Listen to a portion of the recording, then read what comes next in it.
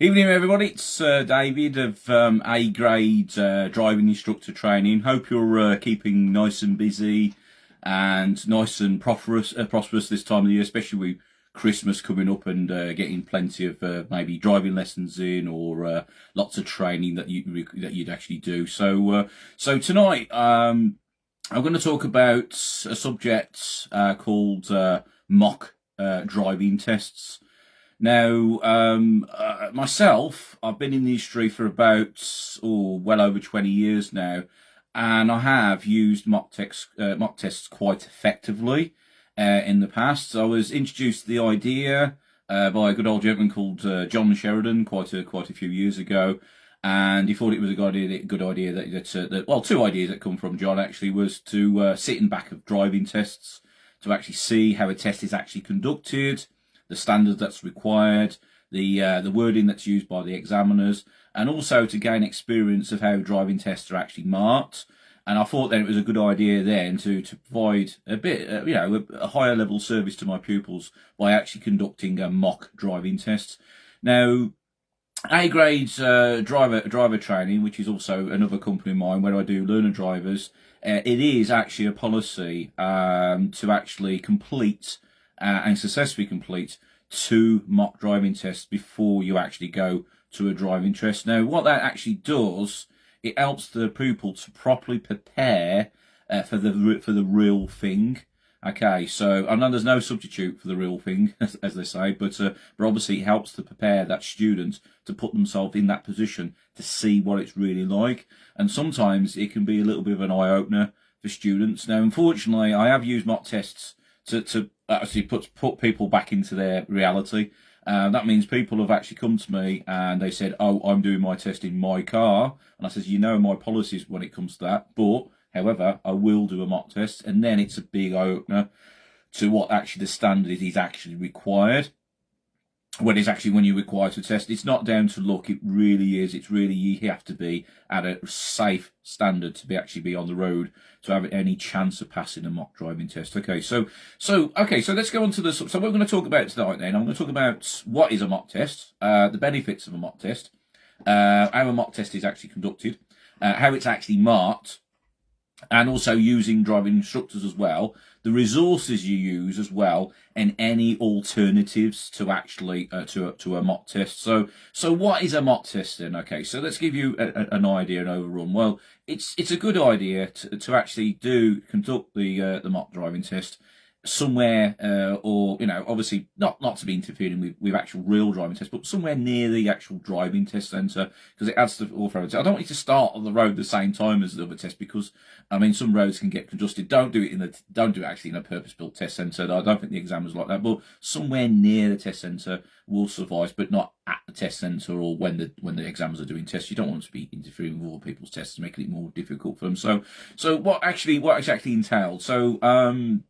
So the first part of the actual mock test, when I'm actually doing it, is basically to do an eyesight check. Okay, so now you should have already checked the pupil's driving license at the very first lesson, and obviously it shouldn't be out of date. But you can check the license as well if you want to make it more offensive. But the first thing is to check that person's eyesight at a distance of about 20 odd meters. Okay, now reason why I do that, nothing can be more embarrassing than taking your pupil to test and then the examiner finds out they can't actually read and actually a number plate at the right distance, in which case then unfortunately their license is then forfeit until they actually get an actual an eye test done actually by an approved optician. So that's a good idea to do that eyesight test first. Okay, so now the second part of the next part of the actual my mock test is to actually ask one of the tell me questions.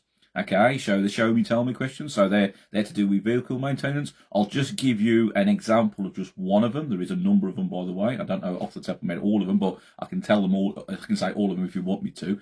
But obviously, one of the things is they might ask you is tell me how you know there's a problem with the ABS system. Now, obviously the pupil needs to answer that with like a warning light comes on the dashboard and obviously stays on if there's a problem with the ABS system. Okay, so it's anything to do with vehicle maintenance. To find out a little bit more about those questions, I suggest you can actually you can download from all those questions and answers from the DVSA website. So show me, tell me, questions. Okay, so the second part of it there, the next part of it then is on my test. It's basically then to either use a sat nav for the first 20 minutes of the test, okay, or to use the sat nav for the last 20 minutes of the test. Or, so it's 80% of tests are actually using sat nav. The other 20% is following road signs. So you've got two options if you're actually doing a mock test, to actually use either a sat nav, okay, for the first 20 minutes, or to follow road signs for a duration of actually 20 minutes. Okay, so as I said, that's either it's either done at the start or at the second half of the test. So that's the thing. So you're going to follow route signs or follow a sat nav. Okay, so test is then basically mock test has actually started. I know the examiners will say, well, follow the road ahead unless road marking say otherwise, but obviously if you follow a sat nav, you just follow the sat nav for the duration. Okay, you then drive away. Obviously you should have a mock test loaded up onto your sat nav, or you should have a good mock test. Now mock test routes need to basically be all types of road and traffic conditions. I know a lot of people will probably take people on and actually test routes. Okay, you can do that, but obviously there's no guarantee that your pupil will be taken on that route on that day. And it's best if you prepare your pupil beforehand to drive in all types of road and traffic conditions. They can deal with anything. So it's not a good idea to take them on routes all the time, because they might be in a situation where they're not experienced, or a situation where they're really going to think them out. And we're actually in the process, we're in the industry of creating, well, I am anyway, of creating thinking drivers that can think and make decisions for themselves. Because when you take people that can't think for themselves, they do the craziest things on driving tests. But if you get somebody that can think for themselves, then basically you've got a better driver straight away. Okay, so test is then basically you have to do an angled start. Okay, angled start is one you park stationary behind a vehicle, and then for a better distance of about 1 car length, and they drive again. That's actually the requirement. 2 pull-ups on left unsuitable places. Possibly you don't have to be an uphill or downhill start as well. Okay, so and then also you have to conduct 1 reversing manoeuvre, which could either be reverse into a bay, drive forward into a bay, parallel park, or park on the right and then drive off again. Now, the emergency stop exercise is only conducted on 1 in 3 driving tests. Now, emergency stop exercise is when they actually to pull up and say, now, I want you to now perform emergency stop. Okay, I'll raise my right arm and shout stop when I want you to do that. Okay, so examiner will be checking behind before the exercise. But obviously, most important thing, if you aren't, obviously to be practiced in that manoeuvre, you know exactly you're properly prepared, then to actually to make full observation before you drive off. And please don't just drive off without checking, because that, in my eyes, would be deemed as a serious fault. Because especially if anybody was driving up behind you, okay, they wouldn't expect you to drive straight off and get in front of them. Okay, so. Obviously, then on the test, you're talking all sorts of road and traffic conditions. Okay, so the test will last probably anywhere between around about the region of about 40 minutes. 30 minutes must be wheels turning. That means the wheels must be turning for actually a maximum period of 30 minutes, or it's not a legal actual driving test. Now, if the actual on the real day, if the test does last a little bit longer than normal, then obviously that test will still be completed. It won't be cut short. Okay, so that's basically what a mock driving test actually is. Now, the benefits of a mock driving test, as I discussed earlier on, is basically it puts your pupil into that position. They get a reality check of what it really is like, okay, and it prepares them, especially when you actually change your mode, okay, because you're not helping that student. All you're doing is giving them directions and instructions. You're not helping them any shape or form. Now, obviously, as a driving instructor, that can be quite difficult, because you do want to really help your pupil, but you really have to get that mindset of what the examiner is. They're an observer. They're somebody just observing to see if that person is okay to be allowed to drive safe and independently on the road. So please, as a driving instructor, don't help them. Okay, so you can't. All you could is give them instructions. You might have to give them help with the directions if the sat nav starts playing up, for instance. Okay, if the sat nav gives weird and wonderful late directions, you will have to help in that respect. And also, if there's lane markings are not really clear, like basically if they need to go straight ahead and a set of traffic lights in the right lane and the road markers all blocked, then obviously then you would have to help them, because they'd probably be in the left-hand lane and they'll turning left by mistake, so coming off route. So we have to try to control the situation by keeping them on route as much as you possibly can. But if they come off route, is it a problem? No.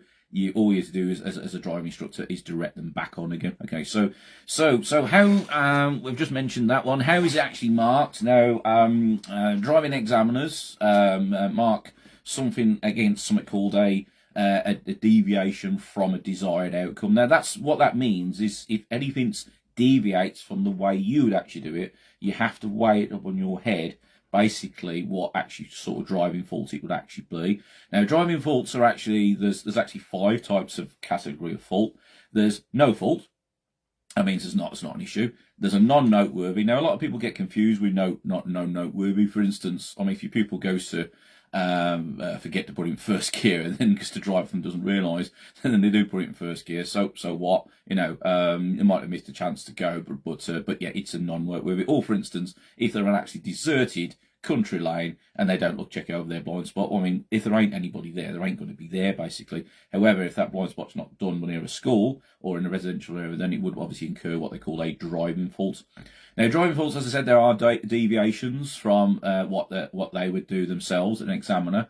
An example of a driving fault would be, for instance, let's give you an example. Is like sort of going to drive off without checking the blind spot, for instance. If that's just done once and it has no outcome to it, then it would be marked as a driving fault. However, if it's continued, if it's a consistent thing, they're not people checking over their shoulder, then the next examiner's going to think, is this person ever going to check over their shoulder? One day somebody will be there. In which case, then if it is repeated, okay, or it's in a different situation where somebody is affected by not checking over the shoulder, then it will be marked as a serious fault.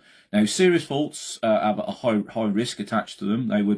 There are a large deviation from what the exam would actually do. Also, there could be a law breach as well. There could be actually a breach of law, or when the examiner might think, hold on, is this high risk? If in another different situation, what would happen, for instance, like cutting a right turn and not having a good full view into it and just cutting the corner without being able to see what's coming your way. Now, that would be marked as a serious fault because had there been a car there, then basically it would have led to a problem. So you have to weigh these faults up in your head against, is it safe? Okay, has an effect on safety, has an effect on any vehicle control. And then the final one then is a dangerous fault. Now, a dangerous fault is when somebody actual danger is going to take place, and then as a driving instructor, or as you're acting as an examiner on the mock test, is basically to take physical control, to dual them, to dual steer them. So you took there. Now, the thing is with using the dual controls, you have to react as late as you possibly could within the bounds of safety. You wouldn't dual them straight away. You'd actually see how it's going to pan out, but you'd have to obviously stop the car from creating any danger. So that's to avoid dangerous faults. That's what dangerous fault. Now, if you incur more than 15 driving faults, a serious or a dangerous, then obviously that's an unsuccessful test. Okay, so that person then would obviously be unsuccessful on the real thing. Okay, so that's how it's marked. So using other driving instructors, that's sometimes that can be very beneficial to have a different person sitting next to that pupil to see how they behave when you're not actually sitting there. Now, you can actually, as a driving instructor, you can actually sit in your students' tests if you want to, if they want you to. Now, obviously, I ask my pupils if they want to. If they're comfortable with it, good, I'll sit in the back. If they're not, I won't. Okay, but the benefit of sitting in the back, you can actually experience a real test as it is and see all the wording from the examiner, and then also notice some of the mark. And it's a very, very, very good continuous professional development tool, sit in the back there as well. So also, I mean, going back to having a driving instructor sitting next to another driving instructor sit there, as I said, it's a different experience. It's a new experience to them. I used to use a lot of other driving instructors, and some of the marking was quite good and quite accurate, which I considered. Okay, but some of it was way off what you call any effect, and driving instructors tend to overmark, and that's a bit contentious, but that is true. Is that a bad thing? Not really, because if you're taking somebody that's a higher standard than the DVSA would mark, that's a good thing actually. So, but obviously you can have the double-edged sword of somebody that is good enough and safe to drive, and by overmarking them and demoralising them and upsetting them. So would that be a good thing if they got a driving test coming up? That might put them off actually doing the real thing, for instance. Okay, but if they're not good enough because they're not safe, then yes, okay, that you are making the right decision, especially if you're not, you don't want to be taking somebody that isn't actually safe to drive independently on by themselves. Okay, so resources that you actually use, you can actually buy mock driving test sheets from good driving test supplies. Okay, unfortunately I don't recommend because I'm not being endorsed by anyone, but obviously you can actually get sheets. I wish I got some examples of them, but it's basically what they call a DL25. It's got all the box on there, and you can mark that as you go along. Okay, so obviously you tend to mark it when the student's not looking. Because it can distract them because they might be thinking what they're actually marking, and just remind the pupil, to keep your eyes on the road, just to continue what's actually going on. Okay, not to be over focused on what you're doing, so it's not to be distracted. Please don't use iPads, don't use apps as driving instructors. We are not allowed to use iPads because it's a mobile device. Okay. You don't want to be using a mobile device while driving it because you are deemed in control of the vehicle. You are committing an offence by using an iPad, same as if you are using a phone when conducting lessons. So please don't do that. We don't want 6 points. 6 points. I know if you use a mobile device, you're going to be struck off the register. I know that for a fact by asking some of the national associations what would happen if someone got 6 points for using a mobile device. So please don't use a mobile device. You don't want that risk, okay, of being caught there as well. So, and the final thing then is alternatives to actually mock tests. If anybody can actually put any comments on here or any alternatives. I did actually hear one person, I won't mention his name, okay, but they says what they do is they actually use a sat nav. They actually say to them, I want to now drive a 40 minute journey in any direction. Pick on the sat nav exactly where you want to go, put your finger on it, and then drive to it. Okay, so now I don't know if that's really a good idea because if they put that dot on that sat nav, it might take them on a motorway, and has that person got any motorway experience? That's what you can ask yourself. The route then might be just a completely straight line, a dual carriageway. Taking them there, so they might be driving like for about sort of 40 minutes in a straight line on a dual carriageway. Would that be a good idea? No, I personally don't think it would be.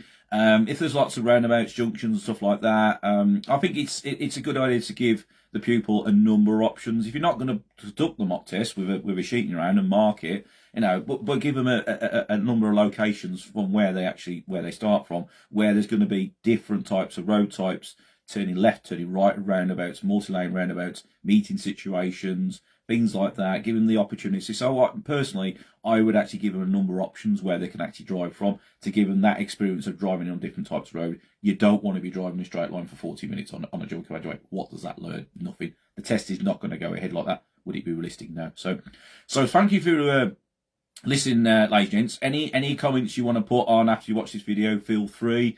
Like, share, comment and stuff like that. So, and I wish you every success. It's David from A Grade Driving Instructor Training signing off. Thank you.